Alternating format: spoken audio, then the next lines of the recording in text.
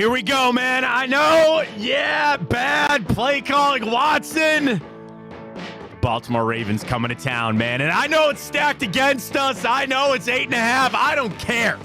I don't like losing to the Ravens. Sunday might be a tough go. I was wrong about Derrick Henry, Ryan. I fully admit that. I was wrong about Derrick Henry going over there to Baltimore, but those Ravens come to town. We got to rally, man. We got to rally. I know this season is probably over, but I don't like losing the Ravens. I would love nothing more than to stick it to them this weekend, because you know they're walking in here Sunday just thinking they got to roll the footballs on out, and it's a nice, easy win. What it would be if Jameis comes out slinging. What is John Dorsey? What has Ken Dorsey got lined up on the offensive side of things? Maybe we need John Dorsey back in town. I don't know. But it's all against us. I get it. That's all right. We'll see how it goes. A little bit of a dire Friday report card that will get you coming up as we ready to go for the Browns and the Ravens. We'll dive into this matchup. I do want to talk about Dorsey in his first game. What are you expecting? Some important things about Jameis Winston getting the start. Some of the things we'll watch for on Sunday and how things might flip. Cavs home opener tonight. Let's go. I don't like the 10, though. I like the win. I like them to take it to JB on the return.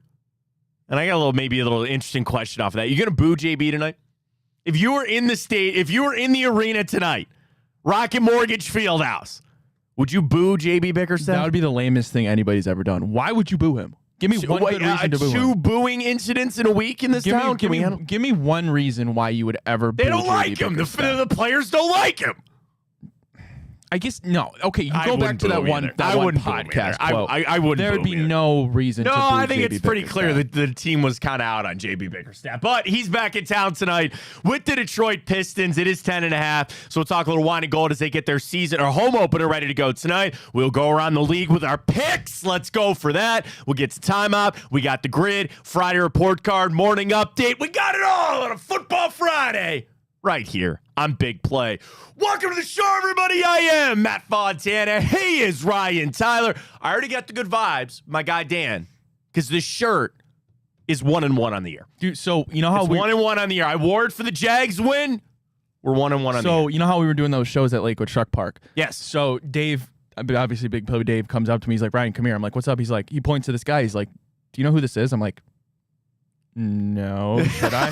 He's like, he whispers to me. He's like, that's Macho Man. That's Macho Man. Dan texted me. He goes, I ran into Ryan. He goes, nice guy. I go, yeah, I like Ryan too. Dan is the man. He's awesome. So this shirt's good luck. It's got a 500 record, so we'll be ready to go and get it after it for the Browns this weekend against the Ravens. And, this week has, it's kind of weird that I am excited to get to the game with all the other BS that's been going on. It's sometimes it can feel that way where you've got an excitement to get to the game because things are cooking and you want to get out there and play. And other times it just needs to be that distraction. And with this week, that everything that has gone on, this week, I'm excited to get back out there. And yeah, Dorsey calling plays and Watson out for the year. It's been a turbulent week. It really has. And you'll get to Sunday, and trust me, I understand that this is a mountain to climb, and it's going to be tough against the Baltimore Ravens, but it's a division game. It is a team that I freaking hate losing to, and I hope this team can just rally and try to find a little something. There are more wins out there for this team. And I understand that people are already clicking on mock drafts, and I sent the odds out from BetOnline yesterday of the team to get the first overall pick. We are not the betting favorite, by the way. It is the New England Patriots, then us. But I can't join there just yet. And there is, as I always search for it, optimism for Sunday, right? I want to see what Jameis has. One of the things I pulled out for our preview ready to go. Going into or outside of that game on Sunday when that wrapped up, Deshaun Watson was 23rd in the NFL in air yards per attempt at just under 7 yards. So how far was the ball going down the field in the air, right? That's usually not good. And I think when you even go back to when Flacco was humming with some of the big quarterbacks around the league, they got to push the ball down the field.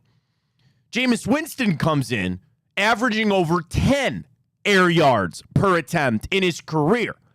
And I think that's kind of it's one of my biggest things to watch for Sunday is what version of Jameis Winston are we getting? I think at this point, we'd all sign up for gunslinger Jameis. You throw 3 touchdowns and you might throw a couple interceptions, but at least the threat of pushing the ball down the field. Now, I'm very aware that your best deep ball threat is now catching passes from Josh Allen. What can you get out of Jerry Jeudy?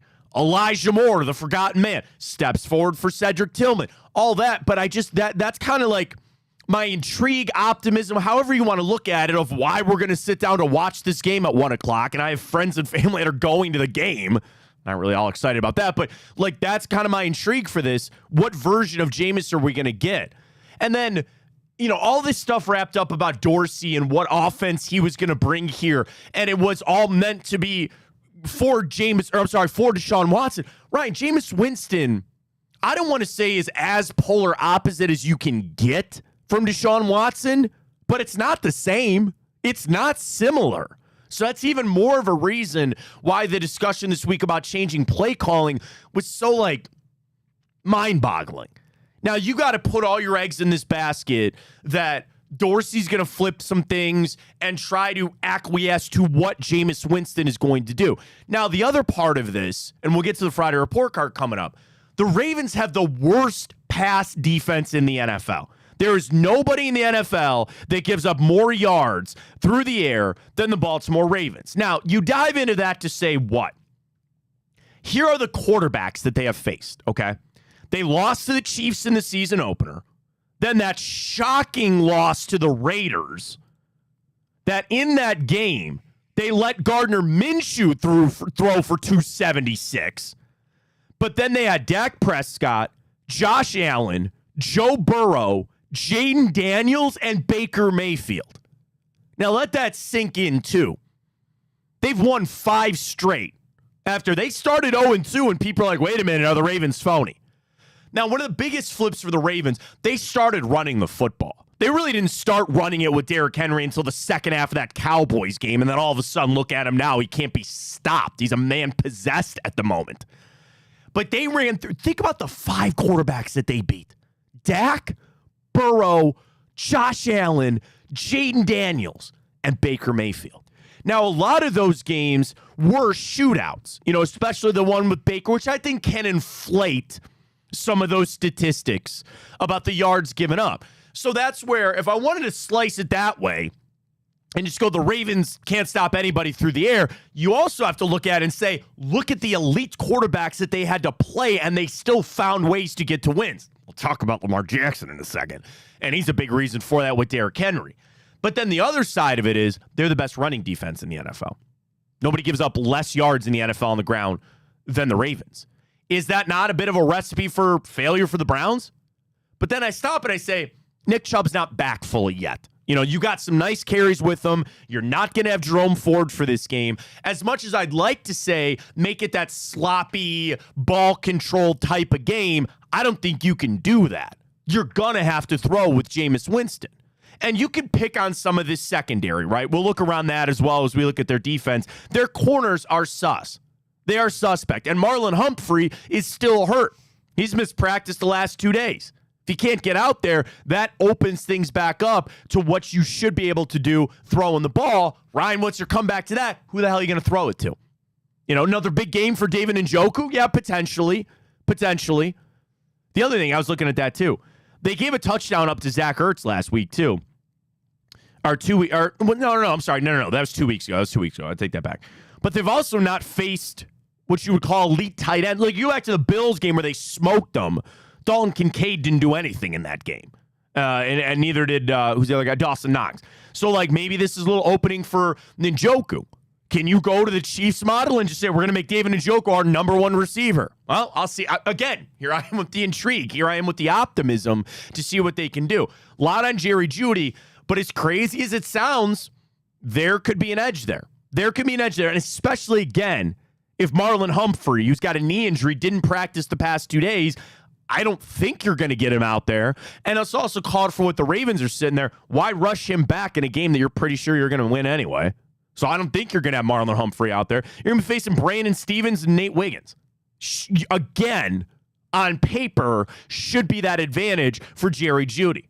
I think a lot of people are waiting for that breakout game.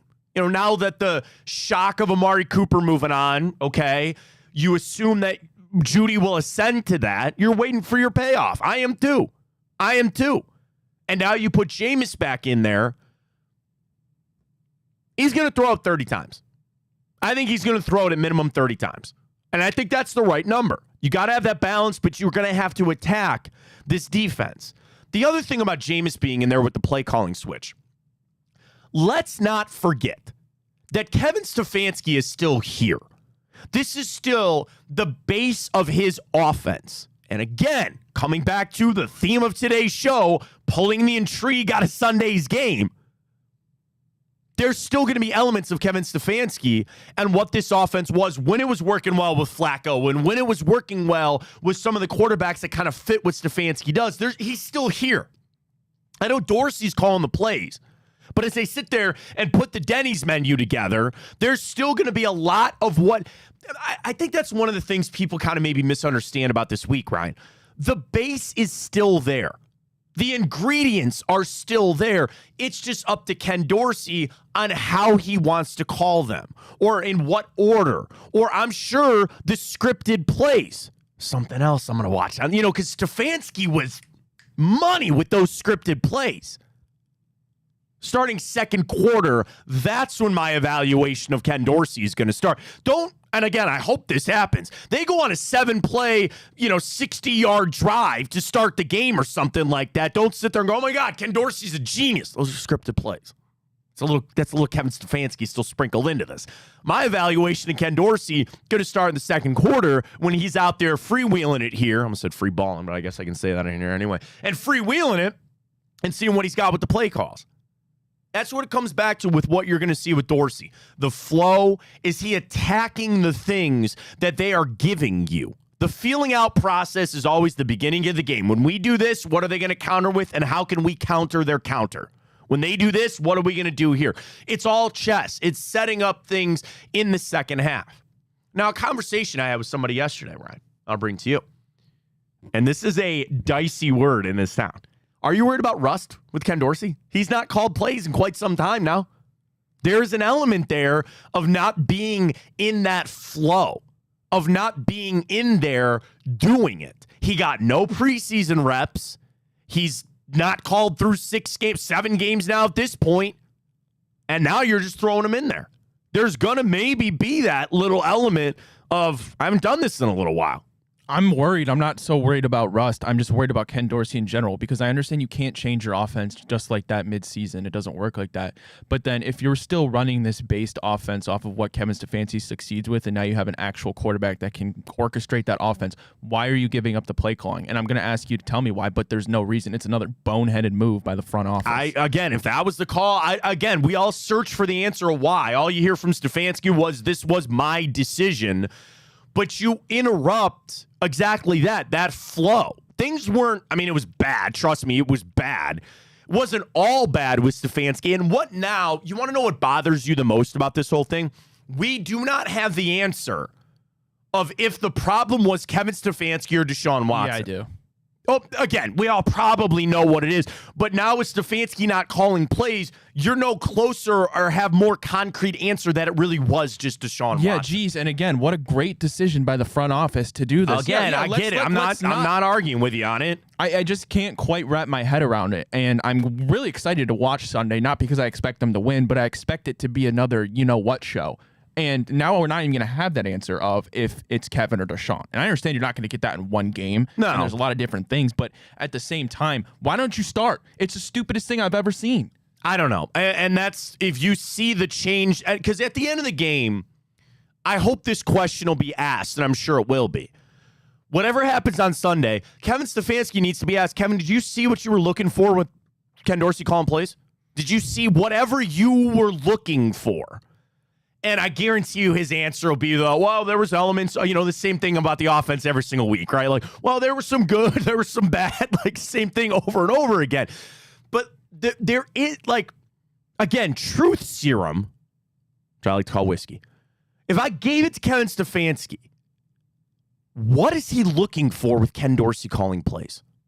What is the thing that Kevin, on his self-reflection, identified that I'm lacking in that I think this guy can fix? This move was made for one reason. Something wasn't working. And they think it's going to work with Ken Dorsey. Yes. Now, who in this equation is they? Because it's not Kevin Stefanski. I'm telling you. I think it might be Kevin Stefanski. I don't know. It would make no sense. You're all in that he didn't make the call. I can't argue on that. Nope. I can't debate that with you. I understand that. But what is the thing that they're searching for? They're just searching for a change because they think all of a sudden they're going to spark. That's another word of the week. You're getting your spark with Jameis Winston. That's exactly right. Why in the hell are you changing the play caller? Like, I can't even put it in more obvious terms. Jameis can finally do what Deshaun couldn't. And now you have Kevin Stefanski, a 2-time coach of the year, because of his play calling. It's so stupid. I'm going to try to walk through this, and I'm going to do a horrible job of trying to explain what I'm trying to get to here, but it's like this. Instead of waiting till the last minute to make this decision, when it is all falling apart and there isn't much else to take away, they just wanted to do it now. You know what I'm saying? Like, instead of just playing this out the whole way and waiting until the very last minute to make this decision to flip the play caller, they just felt like do it now. Yes, just because it's an experiment. I get it's it. what they're doing. They're running an experiment right now. I understand they're running an experiment, but you already had your switch of variable and quarterback. Quite frankly, what I think is the only thing that really mattered in this. Yeah. And right now, what they're doing in the front office, AB and Haslam, who's ever the hell's decision it was, you're overcorrecting your dramatic mistake. That is a great word. Are you overcorrecting? Yes. That is a fantastic point, Ryan. Do you feel like, and now that you say that, I really do believe it, that you are overcorrecting for some of the mistakes that you have had? And what happens when you're driving in your car and you overcorrect? You spin out. You overcorrect. That's kind of where maybe the Browns are at right now. Now, your other side of it, we're already off in the ditch, man. We're already screwed, so we might as well swing hard and steer the wheel as hard as we can that way and try to do something massive. I get it. Like, if they felt like, which in the world we live in with all these aggregators and stuff like that, and Shelby Harris saying what he said and whatever, all that kind of stuff, whatever, the locker room's gone, whatever. Unless they really felt like we are at, what isn't DEFCON like 1 the worst, or is DEFCON 5 or whatever it is? Like, whatever, we're on the precipice of this falling apart. We have got to make a dramatic change. We have got to make a dramatic flip here. Yeah, because we've seen that work, right? When you make dramatic changes in season, right? We've seen that work all the time, right? At this point, the changes that you have had is enough to doom a season. You have lost your starting quarterback, no matter how good or bad he was, and now you have a new play caller. Those two factors alone are enough to derail a season. Now, you could say the other side, well, you see what happened when they got rid of him in Buffalo and gave it over to Joe Brady, and look how good that got. And sometimes, again, when Watson was playing on a historically bad level, it can only get better. You don't know until you make the change. The status quo was not good enough. We know that. The question is, like you said, did they overcorrect? Did they go too far down this path to say we got to do this? And I just keep coming back to, you had to swing. You might miss. I don't know. Go Jim Thome on it. Strike out or hit the home run. That's it. That's all you got. And then it's going to start this trickle-down effect of some of the other things about all these guys talking about getting traded or what's going on here, how this team is going to stay together. That's the tough part of where the Browns are at right now. And you do have, again, a division game. It's a division game. Does it mean we're going to climb back into this thing? I don't think so. And if you are of the mindset to start tanking for draft picks, well, then you're looking pretty good right now, right? This actually, it's kind of weird that this move, or the moves the Browns have had, suffices both sides. Because if you're upset with where the Browns are at and you want them to go out there and try to win a couple more games and keep it together, well, you got to swing. You got to go something big. They did that. You're on the other side of it, that we need to tank this out. Well, you got your play caller flip. The only thing different would be is if they started Dorian Thompson-Robinson. If they could start DTR, I think I would rather win games. We need to win some games. I've said it multiple times. I'm not sitting here asking for the number one pick because how many times does that work out? Yes, obviously you're getting probably the best player in the draft more often than not. But how many times have we seen the number one overall pick not even be close to the best player in the draft? You need to go win and let Kevin Stefanski do what he does best and win. You finally have an opportunity. You get Deshaun Watson, that cancer, out of the huddle, out of the locker room. Let Kevin Stefanski, who's gotten you to new heights you haven't seen since the Browns have came back. And it's so just mind-boggling to me how stupid and how they mess up on every single step of the way. It's honestly impressive. But it's like off the Watson thing of him going down the way that he did and those people that booed.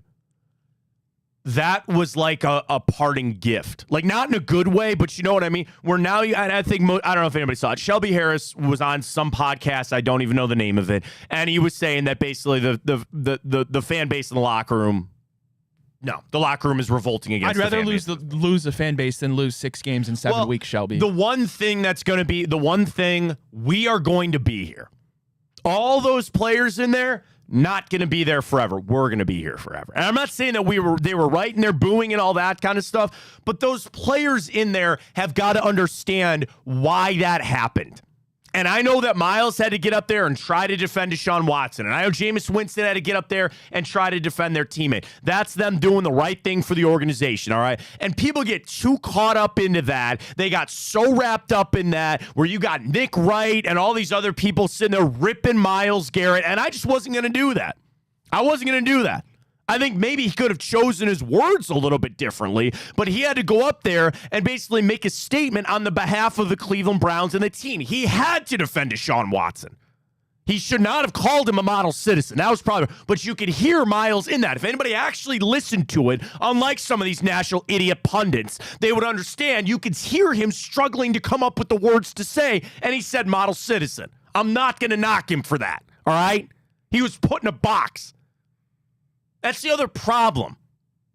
The anger is spreading. The anger that you had directed towards just Watson or directed towards this is now starting to go towards Myles Garrett. We'll cross a bad bridge if it ever gets to Nick Chubb. It's not their fault. It's not your fault either. It's just where we're at. It's frustrating. I understand that. But that little, it's almost like the worst case scenario. That little parting shot that you got is now going to linger over this. And if that locker room really just can't handle that, then I don't know what to tell you. Clean house. I don't know what to tell you. And I didn't really even want to bring that up because it's... No, I'm glad you did. It's ridiculous. No, it is. It's insane. And trust me, I get that these guys go out there and it's a hard game to play. They're well compensated, all that. We're the fans, man. And also, let's make sure that this is well known, as we all know. It was a small group of morons. All right. It was a small group of idiots that did that. Don't think that that's the whole fan base. All right. But that also comes back to Kevin Stefanski and keeping this thing together. And maybe that I don't want to say that had something to do with him deciding to step back from play calling. But what's your idea now for Kevin Stefanski? The CEO level. I'm going to watch this on Sunday. I'm done with the GD penalties. I'm sick of it. So at this point, now that Stefanski is just truly in that head coaching role, that should get cleaned up. The operation should be cleaner from that standpoint. And I don't know what that looks like. If that's reminding guys before they go out there, hey, you're on the left, right?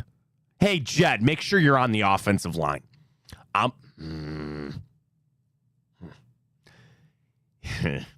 If we get an illegal procedure penalty for one of our tackles being off the offensive line, I'm going to lose it. Jed doesn't care.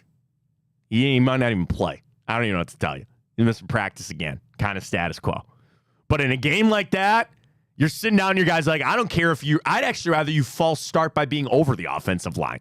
It's that kind of stuff, too, for Sunday with Stefanski. Watch the operation. Watch the operation. And at the end of the day, I need that question asked. Did you see what you needed to out of Ken Dorsey? This is something Dorsey is going to call plays the rest of the year. I saw some people say, well, I hope Stefanski doesn't wish-wash and go back and forth. No, you're all in on Dorsey. You're letting him finish this thing on out, I think. unless it goes really bad. But who knows? We'll see. But at this point, you have made your bed. You're going to lay in it. We'll find out what happens on Sunday as we get ready to go. It's so just frustrating. Yeah. It's Andrew Berry and Jimmy Haslam. Listen, you can talk about Baker all you want, and I'm not here to debate whether or not he was a championship level quarterback. That's in the past. But what you can't deny is that was the best the Browns have been in my lifetime and your lifetime. Yes. Is that not right? Yeah. And ever since you got Deshaun Watson here, ever since you got rid of Baker, ever since you got rid of John Dorsey, ever since you got rid of Jarvis Landry, all those people, and Joe Flacco, Kevin Stefanski, the reason you won 11 games last year and we went to the playoffs. Yes. What have you done with Deshaun? What have you done with the players that Andrew Berry brought here? Nothing. No, all right, let's talk AB. Because you started talking about this morning about like even just going through his draft history, and this kind of keeps coming up because at this point, you got it. You printed it. Go ahead. Andrew Berry's draft picks with the Cleveland Browns. 2020. Cheers. Round 1, Jed Wills. Round 2, Grant Delpit. Yeah. Round 3, Jordan Elliott. Round 3 again, Jacob Phillips. I like Jacob Phillips, but no. Round 4, Harrison Bryant. Yeah. Round 5, Nick Harris.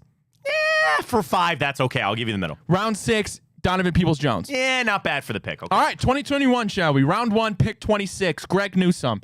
Horrible. Round 2, Jeremiah Owusu-Koramoah, the only saving grace for Andrew Berry. Round 3, this might be the worst of all, Anthony Schwartz. Round 4, this guy's horrible, James Hudson. Yeah. Round 4, this guy's horrible, Tommy Togiai. Round 5, this guy's horrible, Tony Fields. Round 5, just released from IR, by the way. who the hell is this? Richard LeCount III. You don't remember the count? No, I don't, Matt. Round 6, Demetric Felton. It's a round 6 pick. Do what you will with it. 2022, round 3, Martin Emerson, losing money every single Sunday he steps on the field. Round 3, Alex Wright. Whatever. Yeah. Round 3, David Bell. No. Round 4, Perrion Winfrey. No. Round 4, Cade York. Nope. Round 5, Jerome Ford. Whatever. Yeah. Round 6, Michael Woods. Nope. Round 7, Isaiah Thomas. Nope. Round 7, Dawson Deaton. Nope. Done. Go to the second page. He's got the second page. 2023, round 3, Cedric Tillman to be determined. Not a great start. Round 3, Siaki Ika, garbage. Trash. Round 4, DeJuan Jones, the worst regression I've ever seen from a single season to the next. Round 4, Isaiah McGuire. Round 5, Dorian Thompson-Robinson, whatever. Round 5, Cam Mitchell, we'll see. Round 6, Luke Whippler, nope. 2024 now. All right. Round 2, Mike Hall. Yep. Round 3, Zach Zinter, one of the worst guards right now. Not his fault. I'll give him time. I'm just saying. All right. Round 5, Jamari Thrash has an opportunity yet. Round 6, Nathaniel Watson, not even on the team. Yep. Round 7, Miles Harden. We'll see. Round 7, Jawan Briggs. That's horrible, Matt. That is an F grade. Do you feel better? I do feel better. That is the worst stretch of drafting I've ever seen. And we've had some horrible GMs. I'm glad but now you we feel got better. Laser Eyes Andrew Berry. People doing tricks on it. I don't know, man. Because that's the other frustrating part, and it all comes back again inevitably to Sean Watson. Too. We can go through free agents too. Do you have that list? Oh, I do. Oh God. 2020, Jack Conklin, all right. Can't stay healthy. Austin Hooper, he was decent, but another one they got rid of. Down. Case Keenum, whatever. Yeah. 2021, John Johnson, trash. Yeah. Troy Hill, trash. Yeah. Jadavion Clowney, trash. 2022, Jacoby Brissett, honestly, one of the best people we've ever had. Yeah. Jakeem Grant, can't stay healthy. No. Taven Bryan. No. 2023, Zadarius Smith, overrated, paid too much in my opinion. Dalvin Tomlinson, whatever. Juan Thornhill, trash. Yeah. Obo's been all right, and Jordan Akins. 2024, Jameis Winston, we'll see. Jordan Hicks, he's been all right. Tyler Jordan Hicks been Huntley, good. whatever. Deonta Foreman over Kareem Hunt, no thanks. That's a horrible decision. Right. Nyheim Hines won't even play a game this season. Quentin Jefferson, he'll get traded. Dude. Cade York, you brought him back. Oh my Whatever, it was God. nothing, but that's trash. Hakeem Adeniji hurt, and Devin Bush, still trash. Somebody brought that up about Nyheim Hines.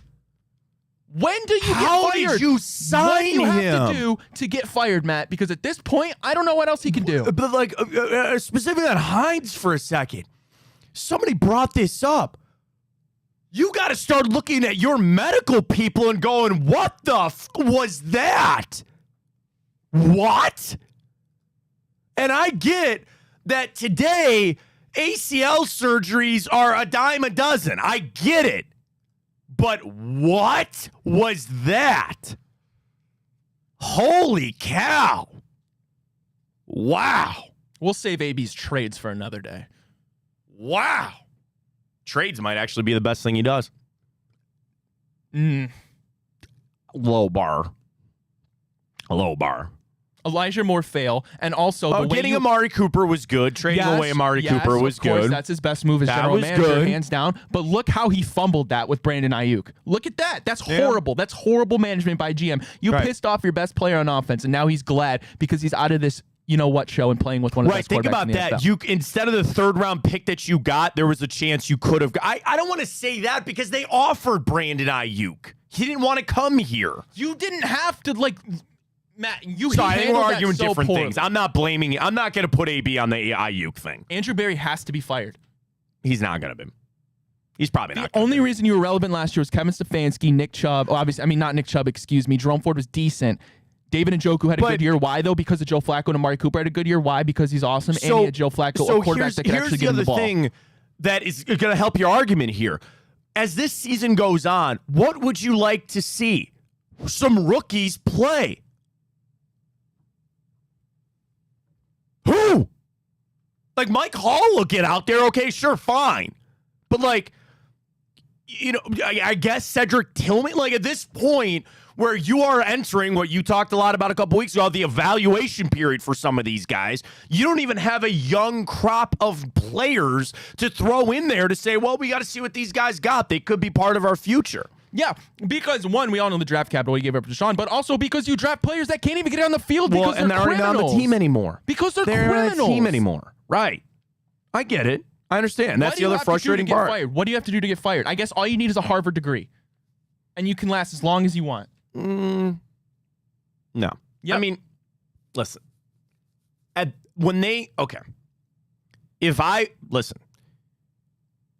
Andrew Berry is a much shakier ground than Kevin Stefanski, in my opinion. Now, the problem is those are two in the same. When you sit down, why would you keep one and not get rid of the other? And it's just the albatross that is the Deshaun Watson trade. With everything that you just ran through. And who wanted him? Can you really sit there and give an honest evaluation to Andrew Berry when he's had his hands tied behind his back? Yes, because he tied them himself, Matt. No, he didn't. Yes, he did. No, he didn't. Yes, he did. No, he didn't. You know that, and I know that. You know he didn't. You know he didn't. You're a general manager the in the NFL. Whole you do your job. Crux of this, and he's failed miserably. Is going to come back to if the Haslams take accountability for the Watson trade. Or if they need a fall guy, they know who it's going towards. And that's nice and easy and buttoned on up. He's the GM. He made a move. Didn't work. Gone. I know that's not how that goes. I know you know that. And so do you, Ryan. Deep down, you know that. But they could play it that way if they choose. Regardless of even they if he can play wasn't it that part way of, if they choose. Even if he wasn't part of the Deshaun Watson trade, Matt, everything around that has been horrible. Horrible. Sure. How? Sure. The thing is, and I guarantee the Browns are going to keep him and fire Stefanski. I hope not. One thing beyond that, however this goes, we got a long way to go. They're going to ask themselves, the same situation that we're in right now is a microcosm. Do you need a big swing and a big change to shake it up and try to come out the other side? Or do you just believe this was bad, we still have the right people in place, and we soldier on forward? That, at the end of the year, is going to be the decision of Paul DePodesta and the Haslams. Yeah. Did this go so bad? It's like the stadium. Is it worth refurbishing this or tearing it down to the ground? That's the same thing with this team. When they get done, they will have to make the decision. Is it worth refurbishing with the new quarterback, with some other draft picks, with this and that, keeping the majority of it in place? Or do you implode it and throw it out into the lake? That's what they got to sign on. That's what they got to figure out. Speaking of stadium talk, dude, where are we at? I just want to talk Yeah, about we have this the freaking city suing, or the Browns are suing the city. So this came out yesterday that they're going to try to enact this Modell Law, and they sued the city for clarification on what the Modell Law is. And I jokingly sent the Will Ferrell thing. No one knows what it means, but it's provocative. Here's what the Haslam's are fighting for. The Modell Law, for those that don't know, was created in 1999 or before that when the Browns left under Art Modell. The rule basically states if you are going to move the franchise out, you are required to put them up for sale to a local group to try to keep them in this town.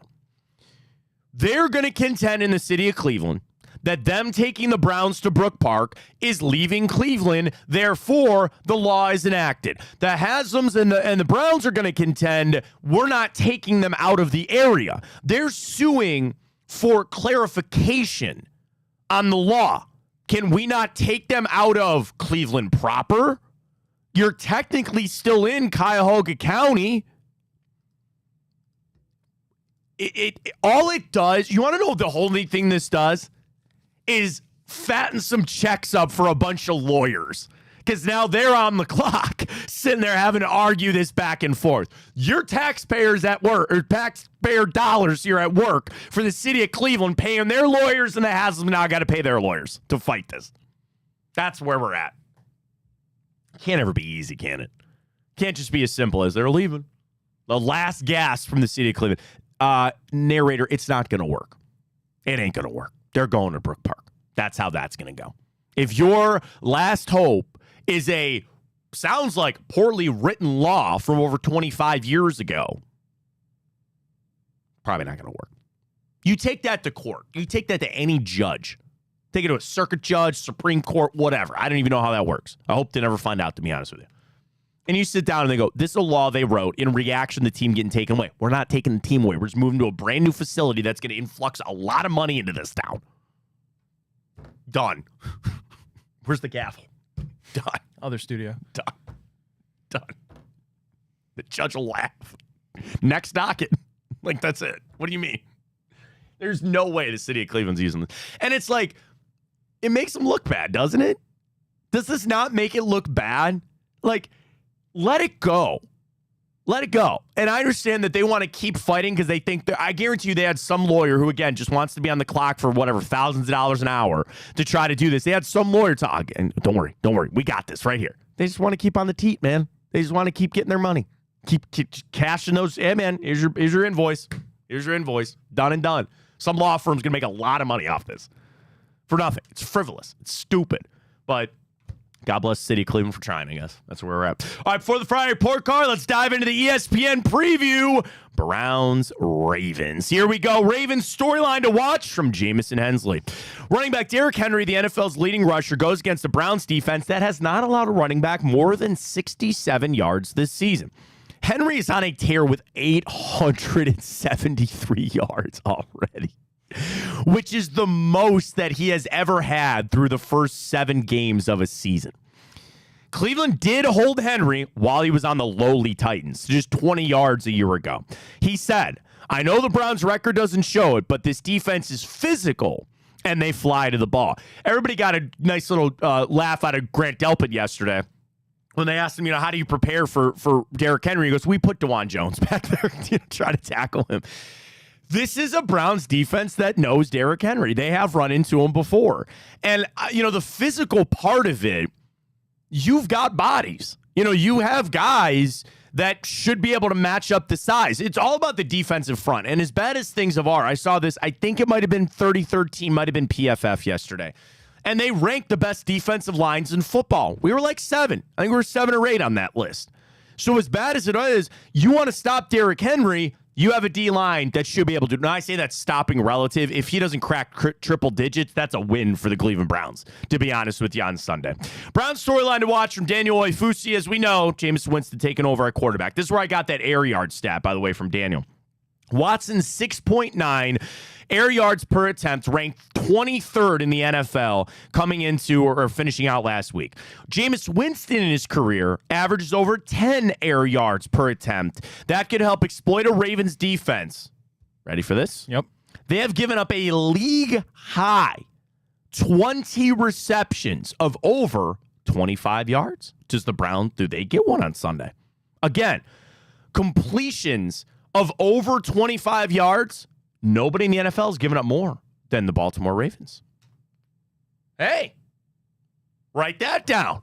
Maybe Ryan's laughing. He's like, absolutely not. Stat to know, Lamar Jackson tied his single-game career high with 5 passing touchdowns a week ago on Monday, or not a week ago, on Monday night.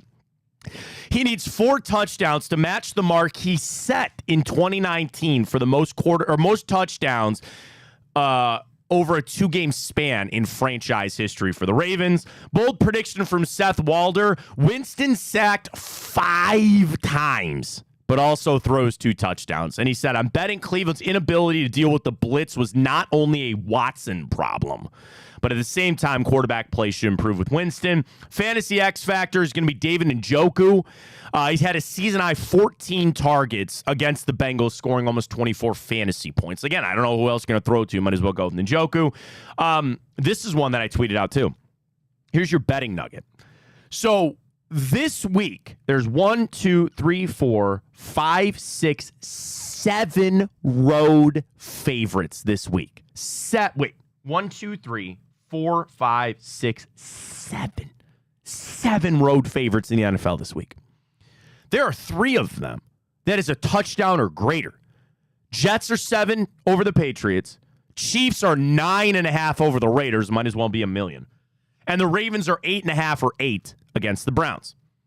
Road favorites this season in the NFL, 24-13 against the spread. The past 3 weeks, Ryan, they're 16-2. Road favorites seem to be the play. There. So that's your quick matchup there as we get ready to go. Ryan, let's get to it. Friday report card. Hey, that's not. Hey, nice little Jameis picture there. About time, man. Ryan was actually kind of happy that he got to change out that graphic. Yeah, no kidding. There we go. You've got the league MVP versus a borderline career backup. Here we are. That touchdown interception ratio is insane from Lamar Jackson. Like, it's nuts. It's absolutely crazy. So, and we'll get to the running back situation as well coming up. But obviously, there's a great chance to set the record for total yards in a season. Henry's running, Lamar running and passing. Through 7 games, the Ravens are on pace to have 7,844 total yards this season. That would surpass the NFL record of 7,474. So they could get that on pace by a full 400 yards. Now, again, that was back in 2011 when they played 16 games. I was going to have you guess the team. I kind of gave it away there. You know which team has the record for the most yards in a season? How did you give it away? I said 2011. See, when I saw 2007, first of all, I initially thought the Saints. It is the Saints. Okay. 2011 Saints put up 7,474 yards. That's an NFL record. You got an extra game to do that. But again, that game might not be Lamar and Derrick Henry if they clinch everything and all that kind of stuff. But they're on pace to axe that by over 400 yards. Yep. It is absolutely insane of what they can do. Then with Lamar, you see the completion percentage. You also see it here. Lamar Jackson is on pace to become the first NFL player to throw for 4,000 yards and then also rush for 1,000. Now, isn't it always the thing with Lamar? You're like, I should stop running, and he shouldn't be running as much as that he is. I wonder if that'll slow down as the season goes on. Maybe. But also, and trust me, I've already eaten my words about Derrick Henry. But also, you expect maybe a little turn down from him, slow down from him, injury. I don't know. I hope that doesn't happen. I really hope it doesn't happen. He is 5th in the NFL in passing yards, and he's 11th in rushing yards. Talking about Lamar Jackson, which is very clearly the favorite there to get it done. Talking about Lamar as well, about another fear that we'll get to talking about some of the positions. I think he's starting to find Mark Andrews again. And they tried Zay Flowers. He had to battle through some injuries and all that kind of stuff. But now you start sitting there. He's got his security blanket back. I think Bateman's been fine. I think Rashad Bateman, Zay Flowers has been all right. But the average yards at this point of his career, this will be the highest season for Lamar Jackson on average per completion. He's over 9. He's never done that in his career. Last year, every completion, 8 yards. He's over 9 this year. They're pushing it down the field. And that is in part why Defense sucks up because they got to stop the run, and you're hitting guys over the top. They're making things really hard on defenses and stretching it in a couple of different ways. And frankly, coming out, the grades are solid for Nelson Aguilar, not so much, but certainly for Bateman and Zay Flowers, it is quite there. And then also their resurgence now, who's fucking Isaiah Likely come out of nowhere and helped on that with the offense. But it all helps there with Lamar Jackson. This is very clearly all the way with Lamar. It's disgusting how good Lamar Jackson is. And it's disgusting how good of a franchise the Ravens are and will continue to be. Yep, ain't going anywhere. It's a lot of purple. I wanted to just give the whole thing to Baltimore. I had to fight you on the defense. We'll get to that. Head coach John Harbaugh. I mean, it's pretty simple. There ain't no debate on that. I have a lot of respect for him and Mike Tomlin. We get our asses kicked by two guys that I actually have an immense amount of respect for because I think they're really good coaches. He's one of them. There you go. So wide receivers, it is Rashad Bateman, Nelson Aguilar, and Zay Flowers. I think if Amari Cooper was here, you might have some sort of debate on this, but we have to go with them here. Coming in, Zay Flowers is their leading receiver, but he's only got 400 yards on the season. Rashad Bateman, 394. Andrews, who just started coming on at 227. Here's the shocking thing about Mark Andrews. He doesn't even have 20 receptions on the year. We're entering week 8, and he only has 17 catches for 227. All 3 of his touchdowns have come in the last 2 weeks. You got 2 Monday night and the 1 the week prior. 3 guys that have 3 touchdowns, Bateman, Andrews, and Likely. And don't forget about Justice Hill out of the backfield, too, as far as passing goes. 215. Here's the crazy thing. They have, and I'll tell, Aguilar only has 8 catches. Charlie Kohler, their other tight end, only has a couple. But, bro, they have 5 guys averaging over 10 yards per reception. Yeah. How many do the Browns have? Probably 0. No, you got to take Amari out of it. Hang on. Stand by. I'll get that stat in 2 seconds. It's crazy what you can do when you actually have a if you want to take out Pierre Strong and Nick Chubb. Nick Chubb has 1 reception for 10 yards. Pierre Strong has 6 grabs for 74 and 12. You take those 2 out, Jerry Jeudy's the only one on your team. He averages almost 13 yards. They have 4 guys. 4 guys. I'm sorry. 5. Right? Mathin'. They have 5 guys legitimately in their rotation that averages over 10 yards per reception. You got 1. Wide receiver, very clearly Baltimore. Now, the tight end side of things, you don't want to hear this about Mark Andrews. You ready for this? In 12 career games against the Browns, he has 9 touchdowns in 12 games against the Browns. That is the most against any opponent in his career. Cincinnati Bengals, he has 7. You want to know another little shocking stat in that? Because you'd say, the division teams, right? The Steelers. He's played 9 games against the Steelers. He does not have a receiving touchdown. What does that tell you about good defenses? We've never covered the tight end here. We have never. Mark Andrews has feasted on this defense. So I started him in fantasy. I kind of like him for that. Keep your eye out for that. To the running backs we go. Okay, we move on. 125 yards a game. 8 touchdowns. He has 10 carries of over 20 yards. The Browns as a team have 4. He has 10 carries of over 20 yards. Yeah. The Browns Dorian Thompson-Robinson have 4. One of those is Dorian Thompson-Robinson. There you go. The other 2, Jerome Ford, who ain't going to play, and Deontay Foreman. That's it. He has 8 rushing touchdowns. The Browns' offense has 3. You want to know another shocking thing as I just look at Derrick Henry? He only has 1 fumble this year. Lamar has 4, and he's lost 3 of them. So that's something, I guess, for the Browns defense to get ready to go for that. He only has 1 fumble the entire year. How are you going to stop that guy? Broken tackles, yards over expected. He's absolutely insane. This is clearly not a single debate here on the running back side of things. I have nothing to say. That's pretty much how it goes. To the offensive line, here we go. Now, they've had to piecemeal this together a little bit. Here's your offensive line. We know Ronnie Stanley, who's like perpetually injured, grading out as the 14th best PFF tackle in the league. Then Patrick McCarry's their left guard. Tyler Linderbaum is actually their best offensive lineman. He's their center. Daniel Falali, I think it's something. I heard Joe Buck say it. Falafel. I like a good falafel. Filet-lays. That's exactly what it is. Filet-lays is what it is. And then Roger Rosengarten's their right tackle. Their three worst linemen are their left guard, their right guard, and their right tackle. So if you want to look at something and try to get some pressure off that right side, you maybe go after Roger Rosengarten. He's picking up some penalties too, and he certainly did that last week in their game as well. He's a young guy, second-round pick. They put him in there at right tackle. For us, you know what you should have. Teller back, Posick limited in practice. You'll have Bitonio, Conklin back, but then you go back to what? Jed Wills. DNP. Good. Just keep him on the sideline. What are you going to do with that? Send him to the hospital. What are you going to do? What are you going to do? I don't know what you're going to do with them.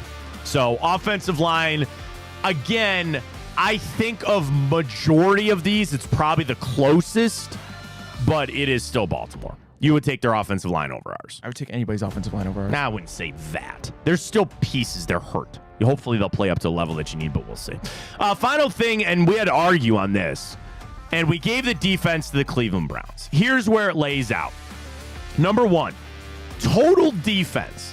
Browns come into this game 13th in the NFL, giving up just 318 yards of total offense. The Ravens are 24th in the NFL, giving up 355. Now, the reason is a true dichotomy. They are the best rushing defense in the NFL. They don't give up 70 yards on the ground. That is number one by almost 13 yards a game in the NFL. But they have the worst pass defense by 14 yards, giving up 287. Yeah, but it's also because they're always up. Right, that's a good point, that the other team's just got to throw on you and go. Over-under for this game, and I didn't even look at it. Let me get you your statistic on this one. Shot bet 365, that's where I bet. I'm going to say it's... I'm talking about Jameis. What do you think Jameis yards in this game? What do you think his over-under is? 225. Just got you don't want to know what? I kind of like that. What is it? 227. Wow. Well done, Ryan. I'm kind of good at that. I kind of like the over in that. Just because if we get behind, you're going to throw. Kind of like that for the over. We gave it to the Browns defense just, I guess, on principle here. They run the 3-4. Justin Matabuke, I'm going to say Alec Pierce. Michael Pierce. And then actually their best defensive lineman has been Travis Jones. Adolfo Away and Kyle Van Noy are their rushers. But that's it. They're built in their front line right there. Roquan Smith not having a fantastic year. Kyle Hamilton's a beast, but their two corners aren't good. Nate Wiggins coming in as the draft pick. He's the 70th ranked corner in the NFL. And on the other side, Brandon Stevens is the 75th ranked corner in the NFL. All eyes to Marlon Humphrey, which we assume very much he's not going to play in this game. So you should be able to attack those guys. And they've had a mistake at that other safety. Marcus Williams has been atrociously bad for that Ravens in the back end of their defense there. Again, you're going to look at it this way. Van Noy, Owe, Kyle Hamilton, and the D-line. That's what you're going to have to worry about. It's right up the middle. It's right up the gut. You should be able to attack the outside and the corners here. Maybe you can get away from Hamilton, get some things up the seam. We gave the defense nod there to the Cleveland Browns just so we didn't cry as we went on with it. Yeah, I wanted to give it to the Ravens. But I know you did. I wasn't. I know you did pretty hard on that, but it is what it is. All right, speaking is what it is. You want to get right to it? Let's go around the league, make our picks. Let's roll!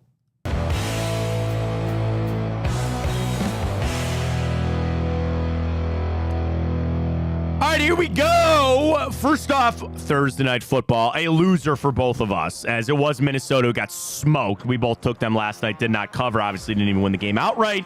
So here we go, kicking things off. What a matchup. Jalen Hurts and the Philadelphia Eagles traveling out to Paycor Stadium to take on Joe Burrow and the Cincinnati Bengals. For this one, the Bengals are 2.5-point home favorites. I got away from giving you the public money. I'm going to get back on that. Own me on that. Get me on that. Public money for this game coming in. As I can't even find it now.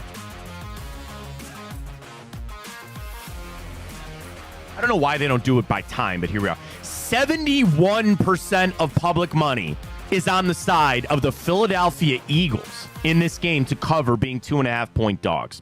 Coming in through this one, the Eagles are now 1-5 against the first half spread this season, joining the Panthers and the Dolphins as the only 3 teams in the NFL to not cover a first half spread. So that tells you they're getting off to slow starts.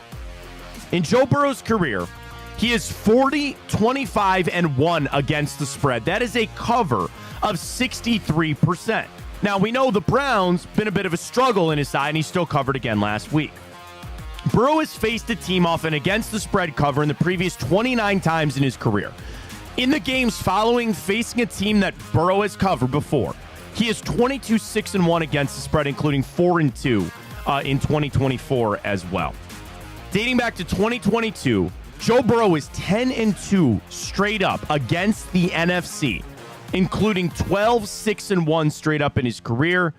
10-1 straight up in his last 11 games against the NFC, and as a favorite against an NFC opponent, he is 10-2 straight up. Now, the question of this game is in essence going to come back to which Philadelphia Eagles team is going to show up here, right? They finally got their guys back healthy. I think they're kind of laying in the weeds, but I also think they're going to look at stopping Saquon Barkley, which is a harder thing to do. You want to wrap up, they stop Nick Chubb, okay, fine.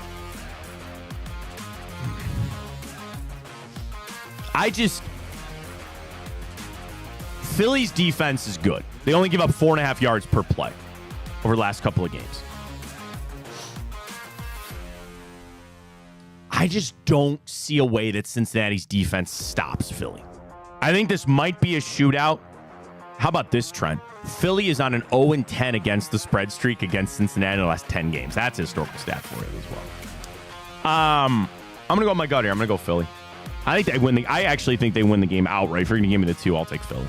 I think it'll be a shootout. Cincinnati's defense been playing a little bit better, but I'm just Nick Sirianni's such a head case. Oh, yeah. I understand how good Saquon Barkley is. Joe Burrow's been playing great outside of really last game, but I mean, they're home. I'll go the Bengals. Okay, since it is for you, there you go. The biggest spread of the weekend goes to the Lions at home, 11.5 as they take on the Titans, who we don't even know who's going to start. The Lions as 11-point favorites. They have not closed as this high of a favorite since September of 1996 versus the Buccaneers. By the way, they covered in that game, but that was 459 games ago for Detroit. Jared Goff has finished 500 against the spread or better at home in 6 straight seasons. He's already 2-1 against the spread this year. He is the best home covering quarterback in the NFL since 2018. The Lions come in averaging 30 points per game. Titans are 17 points per game. Teams that average 30 points per game as double-digit favorites are just 58, 64, and 2 against the spread. It's a little better since 2020. So again, the whole point is when they score a god-awful amount of points and they're double-digit favorites, that's actually not a recipe for success. The problem is they're playing the freaking Titans. You want to hear the most disgusting, insane, mind-boggling, almost impossible stat I heard about the Lions? Absolutely. Either the last 2 weeks, the last 3 weeks. I think it's 3 weeks. The Detroit Lions have more touchdowns scored than they do incomplete passes. I think I did see that. How is that possible? That is absolutely insane. Jared Goff, over 80% completion rate. Yeah. In that. You want an over-under on this one? You want to know the best bet they have from OddsShark? Plus 115, Detroit over-under 30.5 points as a team. Take that. Take that. And then you just go ahead and parlay that. I don't think there's much to get into. I'm taking Detroit here. They're going to cover this easy. I think the Titans suck. Yeah, you'd think. I'm not saying it's not a big number, and that sucks, but like that's where we're at. 90-10 public money. See, that's not good. when 90% of the public money is on a team. And that's why this line opened at 7.5. It's up to 11.5 because they're just going to keep betting it up. If you want to take Detroit, at this point, I would tell you almost just walk away from this one, or you're doing a parlay, just go ahead and stay away from this one. But that, I'd rather go Lions and be wrong. So that's you exactly. You accept that if they don't get that done. But there is no way that this is happening. Tennessee's 1-5 against the spread their last 6 games. They are just 2-12 straight up in their last 14 games on the road. Nothing going there. We continue on. The Dolphins, Tua Tagovailoa back, welcoming in Kyler Murray and the Arizona Cardinals. So just when I thought Cardinals might be turning a little tide here, 2 straight for them. Chargers, that improbable win over the 49ers. And now they get to face a Dolphins team that gets Tua back. 4-point here, home favorite. Public money is about as close as you can get, 60-40 on the side of Arizona as the dog in this game. Kyler Murray has only started 2 games on the road on short rest in his NFL career. He lost both of those games by an average point total of 18. Kyler Murray's not usually the quarterback you want to face as an underdog, though. In his career, he is 28, 17-2 against the spread as a dog. As a road dog, he is 18, 7-2 against the spread. That is the 6th best mark for a quarterback in the last 20 years as far as being a road dog. Dolphins are 0-3 against the spread at home this season, but again, it's been hard to tell the story without Tua Tagovailoa back in there. Last week, 29th game of the last decade where the Dolphins franchise had to turn to a backup quarterback. When they don't have their usual starter in there, the team is just 8-20 straight up and 11-17 against the spread. You're back to Tua. Does that make a big enough change here? My kind of fear on this game is that they overcorrect. We were talking about overcorrection earlier. Do you bring Tua in and just assume he's going to be right back in there and throwing it all around? They have not thrown it to Tyreek Hill. They've not thrown it to Jalen Waddle. And also, I frankly have a lot of concerns about that defense as well. Coming into this game, some quick trends for you. Arizona is 6-3 against the spread their last 9 games. They don't play all that well against Miami. They're just 3-6 against the spread their last 9 games against the Dolphins. And the Cardinals suck on the road. They are just 3-12 straight up in their last 15 games on the road. Miami's won 5 out of their last 6 games against the Cards. I'll let you go first here, Ryan. Miami -4. Yeah, Kyler Murray's not winning 3 games in a row. Okay. I will join you on that. I'll take Miami on that one as well. The Jets, the lowly Jets, still somehow a touchdown favorite, but it is the Patriots in this one, as they are road 7-point favorite up there in Foxborough as far as public money goes on this game. 77% of it is on the New York Jets. The Jets are just 2-7 against the spread their last 9 games against the Patriots, but they have won and covered their last 2 games after getting blank canned by Tom Brady for so long. Here we are. Jets have been favored twice versus the Patriots since 2012. The last one was in 2011, and then earlier this year on Thursday Night Football when they took care of it. Jets haven't closed as 7-point or higher favorite against the Patriots since 1999. Rodgers against divisional opponents is usually really good. I think that's a lot to do with the NFC North. Take that for what it is as we go. Patriots do return home from a game in London without a bye week in between. The Jags and the Patriots will be the 25 and 26th team to play a game in London and then play the following week. Those teams are actually 16-8 straight up and 13-11 against the spread. So you would read into it, you had to go to London, you got short rest coming back. That's probably not good, but to be honest with you, it ain't all that bad when you look at it from that standpoint. Let me see here. I've got a gut feeling on this one. You have a gut? Yeah, I got a gut. Sometimes it acts up on me. I'm going to go with the Patriots on this one. So am I. I think they're going to backdoor that. Drake May's just going to get better. The Jets are awful. It wouldn't shock me if they lost. Would not shock me if they lost straight up on this one. This could have been a great game, but everybody got hurt for the Tampa Bay Buccaneers. They welcome the Falcons in as 2-point home dogs in this one. Baker down to nobody.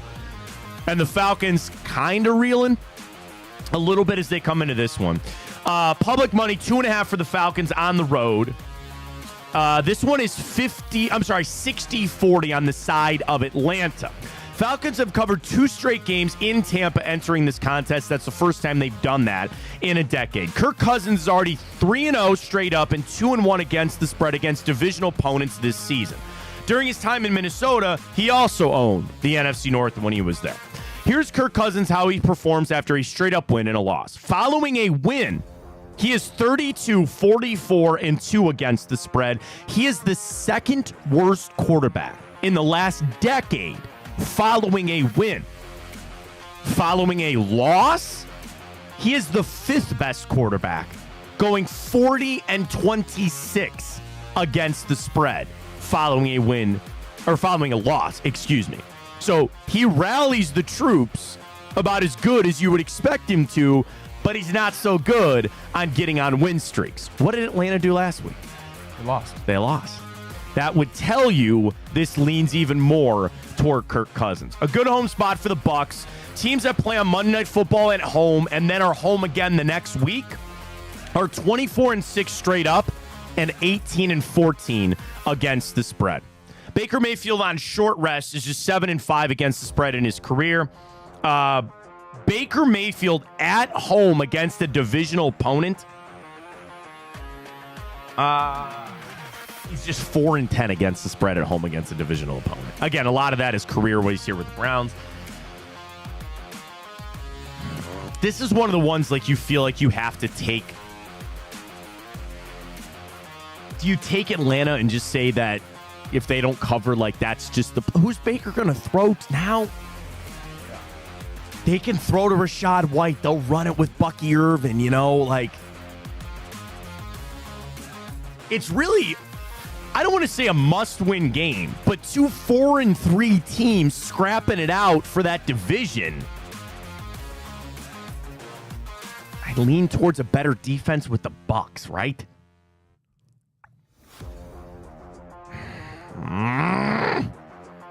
This one sucks. I don't like this game. You're overthinking it. Go ahead.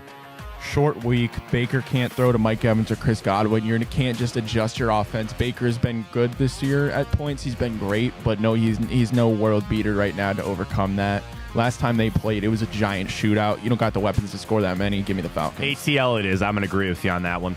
Packers are 4-point favorites as they head on down to Jacksonville to try to save things for Jacksonville. This one's over 87% of public money is on the Packers minus that 4. Here we go. Jags return home from back-to-back games in London without a bye week. I already mentioned the overseas thing coming back.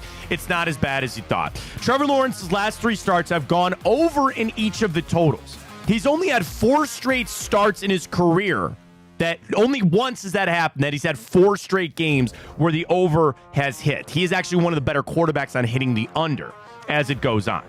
Among active starting quarterbacks, Lawrence is 2-7 against the spread mark at home over the last 2 seasons, is tied for the 2nd worst in the NFL. The worst quarterbacks covering at home are Kirk Cousins, Geno Smith, and Trevor Lawrence. As far as the Packers go, now that Jordan Love is back into it, he's had a high completion percentage, 7 touchdowns, 3 interceptions, and a 71% completion percentage over his last couple of games since he's gotten back in. They've kind of overcome that Christian Watson injury. Josh Jacobs running it just fine. I look at the Jags and I just wonder if they could make this a sloppy game, if they try to run it with Big B. I don't know what's going on with ATN. I like Brian Thomas. I don't like that this game is at home for Jacksonville, but you got to tell me there's no way, right? Right? It's got to be Green Bay. You love your Jags. I do. And it's not them just winning, it's them just covering the 4. This also was kind of to save Doug Peterson's job. Do you think they care that much? Stupid pick of the week, Jacksonville. All right, I'll go Green Bay. Yep, you pick up one on me there for you, buddy. That's how that goes. Houston at home, 5-point favorites. They welcome in Anthony Richardson and the Indianapolis Colts. Is that how that's going to go? We'll see how it goes. 82% of the handle is over on the side of the Houston Texans, minus that 5 as we get going on. Since 2013, the Colts are 10-1-1 against the spread in Houston, including Anthony Richardson winning and covering last year in Houston. The problem is, I don't think he's the same Anthony Richardson that we have seen. 3 weeks of his games, he's completing less than 50% of his passes, a completion percentage of just 40. He joins a god-awful list of quarterbacks to do that. And he also faces an offense this week that's putting up 24 points per game. He is 0-2 against the spread and straight up against an offense that scores more than 20 points in a game. For the Colts, C.J. Stroud, 4th career game versus the Colts. He is just 1-2 against the spread, but he scored 20-plus points in all 3 of his prior meetings against the Colts. It's been the defense that's given up 27 and 31 points in each of those games. So you want to bet for that game, take Houston. You might have to alt that over 20 points in that one. I'm going to take Houston in this one. I actually think the Colts might be cooked. I'll take the Colts. They always played Houston pretty well. I mean, Houston's offensive line was awful last week. Still without Nico Collins. I'll give Anthony Richardson another week of faith. This is one of my favorite games of the week because I like this pick a lot. The LA Chargers, 7-point home favorites against the New Orleans Saints. Coming into this game, Dennis Allen, as we know, has struggled on the short rest between the Saints and the Raiders as a head coach. On a short rest in his career, Dennis Allen is only 1-11 straight up. I don't think they're winning this game. But I also do not trust the LA Chargers as far as I could throw Joey Bosa to cover 7. I'll give you some more New Orleans all day to cover that 7. Public money on this game, 60-40 on the side of the Chargers. Come on now. You trust the Chargers to cover 7, Ryan? It's going to be super low scoring, so that's a big cover. Justin Herbert in his career, 35, 32, and 2 against the spread. When his defense allows 24 points or fewer, he is 26, 10, and 2. So I might be saying again, I don't see any way that New Orleans is not going to be able to put up some points that would, hurt him and all that kind of stuff. But I got to tell you, man, okay. Herbert has closed his 7-point favorite or higher in 7 career starts. He is 6-1 straight up in those games, and he's also 5-2 against the spread. He's also 4-1 against the spread as a home favorite of more than 7 points or more. I'm sold. Chargers? Yep. That talking into it? Yep. I love the Saints to cover that. I don't really trust the Chargers to be able to cover that. Shave your beard if you're wrong bet? Nah, I ain't gonna do that, but trust me, I ain't putting any of that on Dennis Allen. Okay, I don't trust him to do much, but here we go. Really good game up in the Northwest. The Bills make the long trek up there to take on Geno Smith and crew. Buffalo is a 3-point road favorite. Public money on this game, 67% of it is on Buffalo. Biggest question for this is DK Metcalf going to play? They initially said a week-to-week injury. Then there was scuttlebutt that he might actually be able to suit up this weekend. I think that is a really, really important part of this. Now, Geno Smith can certainly throw it to Tyler Lockett and Jackson Smith and Jigba. I think it's going to come back to a lot of Kenneth Walker. I love the under. 48.5. I love the under for this game. I think both teams are going to run the football a lot. I also like an Amari Cooper anytime touchdown for that game. A little parlay action on that. Bills are 4-2 against the spread their last 6 games. They're 5-1-1 against the spread their last 7 against Seattle. You flip it over for the Seahawks. They are just 2-6-1 against the spread their last 9 games. The over always seems to be the play. 4 of their last 5 games at home and their last 5 games against Buffalo have all hit the over, but I just told you why I like the under for this game as well. Josh Allen has 73 wins in his career, and 52 of those 73 have become by 7 points or more. The interception streak also lives on. Josh Allen hasn't thrown an interception in 9 straight games. Prior to that, he went 12 out of 13 games throwing a pick. Does he get one here? We'll see. In Allen's career, leaving Buffalo and going out to the Mountain or Pacific time zones, he has dominated. 4-1 straight up and 4-1 against the spread, covering by an average of 7 points per game when he goes out to the West Coast.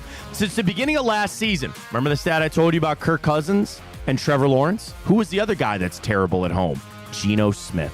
Since the beginning of last season, Geno Smith is just 3-8 against the spread as a home quarterback. That is the worst mark for an NFL quarterback at home over the last couple of years. Seattle at home, in those 11 games that he's played, they failed to cover the spread by 4.5 points. So it's not even something that they got to even sweat out at this point trying to go. After a win, Geno Smith historically is just 10-15-4 against the spread, including 7-11-2 against the spread with the Seahawks. This all points Buffalo in this one, does it not? It was 3 points? 3. All right, this is my push game. I was close last You and your week. push games.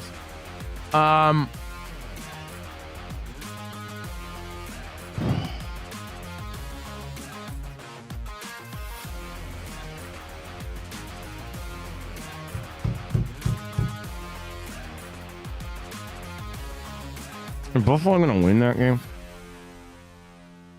I'm Is not Seattle gonna win that game? I don't know. It's football.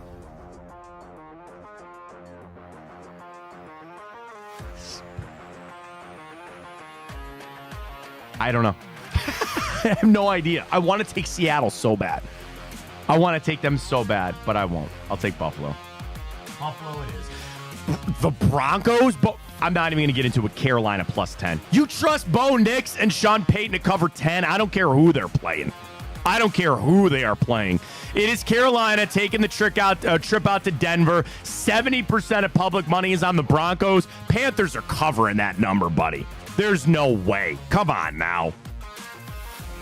Bo Nix in this offense shouldn't be favored by 7.5 against anybody. Panthers defense looked really bad the last couple of weeks. They're getting some guys back from injury. I'll take Carolina straight up on this one. Or not straight up. I'm going to take them to cover this one. Ryan? How many points is it? 10. Carolina 1-4 against the spread their last 5 games in Denver, 1-9 straight up in their last 10, and they've only covered 1 game out of their last 9. Denver on a 4-1 against the spread streak their last 5, 4-1 in their last 5 as well. Denver is 6-1 straight up in their last 7 games when they have played as the favorite. Nah, Sean Payton got them boys humming. Panthers might not score a point. Give me the Broncos. Broncos. We'll see. Chiefs big 9-point favorites here as they're in their 9-point road favorites against the Vegas Raiders. Chiefs. Patrick Mahomes is not good this year, man. No, I know. I think this is just an ass-whooping game for them. His interception streak, all that kind of stuff. They're 6-0. They're the only remaining undefeated team. KC's point differential is sitting at 43. Yeah, I'll just take that. I guess I'll take the Chiefs. First game with D-Hop. Yeah, I didn't think about that. Mahomes' second game or later on a road trip is 8-7-1 against the spread, but he's 2-3-1 against the spread against AFC West teams. Games played in the Mountain or Pacific time zone, he is 13-8-2 against the spread in his career. As favorites of 7 points or more, Mahomes is 27-3 against his career. When he is a 7-point favorite or more on the road, he is just 5-10-2 against the spread. He does cover well against, well, not really, against the 7 points over the West. I'll take KC. I just can't do the Raiders. I just can't do it. KC? Yeah, I don't love it, though. Jane Daniels playing for the Commanders at home. Bears 2.5-point road favorites for this one. And what I hope he plays. This could be a really marquee game. And 65% of public money is on the side of the Washington Commanders. I will tell you this, buddy. I love the Bears in this game. I love them. And that makes you want to take the Commanders. Go ahead. You want it? Yeah. I love the Bears. I actually think... So Jane Daniels, is he I don't think he's playing. I really don't think he's playing. Not. Well, no, they don't know yet. But even if he is, first off, it's a rib injury. That takes one hit, and then you're off to Marcus Mariota. But I would tell you this, even with Jaden Daniels in there, I think the Bears have figured some things out. They have a top 5 defense in a lot of different areas, and now Caleb Williams starting to figure things out. 3-game win streak for the Bears. They're healthy over there. I think they're running the ball well as well. I love Chicago. This is one of my favorite bets of the weekend, too. I love Chicago. Okay, then I'm definitely hammering Washington. All right, you do what you want to do over there, buddy. 2 lowly teams in a way, as it's the 49ers welcoming in the Dallas Cowboys. Oh, no, that's Sunday Night Football. My God, that's Sunday Night Football. We're already to it. San Fran, a 4.5-point home favorite against Dallas. Public money on this game, 65% of it is on the side of the Dallas Cowboys as dogs. Dating back to last season, the Cowboys have struggled mightily against the spread. They are just 3-8 against the spread their last 11 games, tied for the worst mark of any team in that stretch. One of those covers against the Cleveland Browns. Dak has had his struggles as an underdog as well. He is just 17-19 against the spread in his career. But in his last 11 starts as a dog, he's only covered 2 of those games. And since 2020, he's only 4-11 against the spread as an underdog. The only quarterbacks worse, Bryce Young, Gardner Minshew, Justin Fields, and Mac Jones. So Dak not good in that. Against any other division in football, he's also almost 10 games under 500 against the spread. Extended rest for Mike McCarthy. I don't care about that. Brock Purdy has made 12 starts at night for the 49ers. In those games, he is 6-1 straight up and 4-3 against the spread at home for home night games there. What else do we got for this one? Is Debo going to play? He's got pneumonia. Yeah, I don't think so. So you got Jordan Mason, Jawan Jennings, and George Kittle. We're all CeeDee banged Lamb. up, too. Yeah. Versus CeeDee Lamb. Dallas is 4-1 straight up in their last 5 games on the road. 49ers are struggling, man.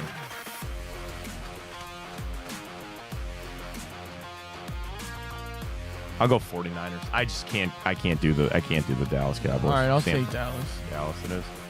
All right, let's do this. Catch up. Oh no, we got the grid too. Let's just rip the grid right now. You want to rip the? Let's go. Rip it right. right now. Here we go. Keep the music rolling. Here we go. All right, Browns are in it. We should clean this out. No problem. Go. All right, 3,000-yard passing season for the Panthers. Cameron Newton.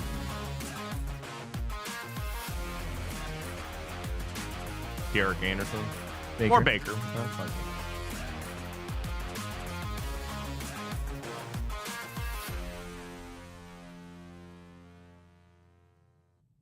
Jay Cutler. You see that Jay Cutler stuff? Not good for him. Not good for him. Not good situation. All right. Browns. What's going on with Jay Cutler? He got a DUI. You see that? No. Happened. All right. Browns, Packers, Demarius Randall.